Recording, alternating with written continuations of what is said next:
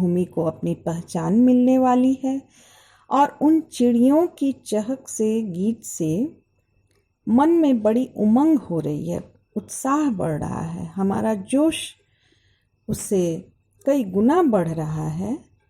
और ऐसा लगता है कि रात में जो ओस की बूंदें गिरी हैं तमाम पत्तों पर, बहुत सारे पत्तों पर, सुबह उठने पर ऐसा लग रहा है कि मोतियों से वे सारे पत्ते भरे हुए हैं और प्रकृति अपने अनुसार बड़ा सुंदर दृश्य उपस्थित कर रही है उस भारत की स्वतंत्रता के शोभा के लिए। पेड़ क्यों हैं हरे भरे इतने, किस लिए फूल हैं बहुत फूले, इस तरह किस लिए खिली कलियां, भौर हैं किस उमंग में भूले। कहा जाता है कि जाकी रही भावना जैसी, प्रभु मूरत देखी तिन तैसी। मन में अगर खुशी है तो ऐसा लगता है कि हमारे चारों तरफ जो प्रकृति है, पेड़ पौधे, फूल, पत्तियां, सब हमारी खुशी में एक साथ उत्सव मना रही हैं। अगर हमारे मन में पीड़ा होती है, दुख होता है, निराशा की भावना होती है, तो ऐसा लगता है कि हमारे साथ साथ पूरी प्रकृति भी उदास है, निराश है। तो कवि के मन में बहुत उत्साह है अपने देश की स्वतंत्रता को लेकर। तो जो मन का उत्साह है, वह मन का उत्साह वह अपनी प्रकृति में भी देख रहा है। ऐसी बात नहीं है कि यह प्रकृति आज ही हरी भरी और पुष्पित पल्लवित दिख रही है, यह तो हमेशा ही रहा है। सदियों से, शाश्वत काल से प्रकृति अपने आप को सजाती रही है। लेकिन कवि के मन में अपनी स्वतंत्रता को लेकर निष्ठा है, नूतन भाव है, तो इसलिए उनको लगता है कि आज प्रकृति अन्य दिनों की अपेक्षा ज़्यादा ही सुंदर लग रही है। आज पेड़ भी अधिक हरे भरे हैं। कवि को लगता है कि आज इतने सारे फूल क्यों खिले हुए हैं, जरूर वे अपनी मातृभूमि को स्वतंत्र देखने के लिए, उस पर अर्पित होने के लिए खिले हैं। आज कलियां भी अन्य दिनों की अपेक्षा बहुत अधिक खिली हुई हैं और भौर भी प्रत्येक कलियों पर झूमते मंडराते किसी उमंग में डूबे हुए हैं, खोए हुए हैं। क्यों हवा है संभल संभल चलती, किस लिए है जहाँ तहाँ थमती, सब जगह एक एक कोने में क्यों महक है पसारती फिरती। कवि को ऐसा लग रहा है कि आज हवा भी बड़ी थम थम के चल रही है। हवा जब आंधी के रूप में चलती है तो हमें अच्छा नहीं लगता है। हवा जब रुक रुक के धीमी धीमी भीनी भीनी खुशबू को लेकर चलती है तो वह मन को बहुत प्रफुल्लित करती है। तो आज हवा भी बहुत संभल संभल कर, बहुत रुक रुक कर, थम थम कर चल रही है। क्या बात है कि आज एक एक कोने में, इस पृथ्वी के इस इतनी मनोरम सुंदर वसुंधरा के कोने कोने में अपनी खुशबू, अपनी महक फैलाती जा रही है, पसराती जा रही है, पसारती जा रही है। तो आज कौन सी खास बात है, प्रकृति इतनी उत्साहित है, ऐसा कवि को महसूस होता है।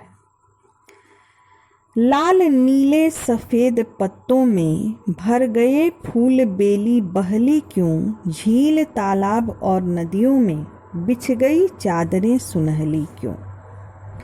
आज ऐसा लगता है कि लाल नीले सफ़ेद पत्तों में कई सुंदर सुंदर बेली, सुंदर सुंदर कलियां, सुंदर सुंदर फूल आज अपने ही सुंदरता में, माया जाल में खोए हुए हैं। पूरी लताएं बेलियों से, फूलों से, कलियों से भरी पड़ी है और झीलों में, तालाबों में, नदियों में ऐसा लगता है कि सुनहली चादरें बिछा दी गई हैं। सूर्य की किरणें उन झीलों पर, तालाबों पर, नदियों पर जब पड़ती है तो एक सोने जैसी आभा उत्पन्न होती है और ऐसा लगता है देखने पर कि एक सुनहली चादर बिछा दी गई है। किस लिए ठाट बाट है ऐसा जी जिसे देखकर नहीं भरता, किस लिए एक एक थल सजकर स्वर्ग की है बराबरी करता। कवि को लगता है आज ऐसी ठाट बाट क्यों है जिसको देखने से आंखें नहीं भर रही हैं।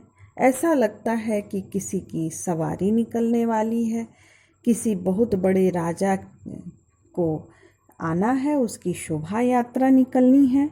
इस पृथ्वी का एक थल का टुकड़ा अपने आप को सजा धजा कर प्रकृति ने उसे इतना सुंदर सजाया है कि ऐसा लग रहा है कि स्वर्ग भी उसकी बराबरी नहीं कर सकता है। किस लिए है चहल पहल ऐसी, किस लिए धूमधाम दिखलाई, कौन सी चाह आज दिन किसकी आरती है उतारने आई। कवि के मन में बार बार उत्साह उमड़ता है और वह प्रकृति से मौन प्रश्न कर रहे हैं, आज इतनी चहल पहल क्यों है, क्यों इतनी धूमधाम है, कौन आने वाला है, ऐसी कौन सी सुंदर व्यवस्था है और शोभा यात्रा है जो प्रकृति इतनी उत्साहित है और चारों तरफ सजी धजी है। कौन सी आज इच्छा उसकी पूरी होने वाली है, किसकी आरती उतारने आई है। अंत में कवि कहते हैं कि देखते राह थक गई आंखें, क्या हुआ क्यों तुम्हें न पाते हैं, अगर आज आ रहा है तू हम पलक पावड़े बिछाते हैं। कवि कहते हैं जिसे देखते देखते, जिसकी राह देखते देखते आंखें थक गई। इस देश की आज़ादी के लिए, स्वतंत्रता के लिए कई माँओं ने अपने बेटों को कुर्बान कर दिया, कई बहनों ने अपने भाइयों को देश की रक्षा के लिए न्यौछावर कर दिया। कई ऐसे मासूम अबोध बच्चे हैं जिनको गोद में छोड़कर उनके पिता देश की रक्षा करने के लिए जाते रहे हैं, आज भी जा रहे हैं। उनके शहीद होने के बाद उन नादान अबोध बच्चों का, उनकी बहनों का, उनकी पत्नी का, उनके बूढ़े माता पिता का क्या हाल होता होगा, कैसी दशा होती होगी, हम कभी शायद उतनी गहराई तक सोच भी नहीं सके। जिस आज़ादी का हम लोग इतना दुरुपयोग करते हैं, उस आज़ादी के लिए हमारे देश के लोग कितनी कुर्बानियाँ देते हैं, हम लोग कभी सोच भी नहीं सकते हैं। तो देखते देखते हमारी आंखें थक गईं, अभी तक हम तुम्हें नहीं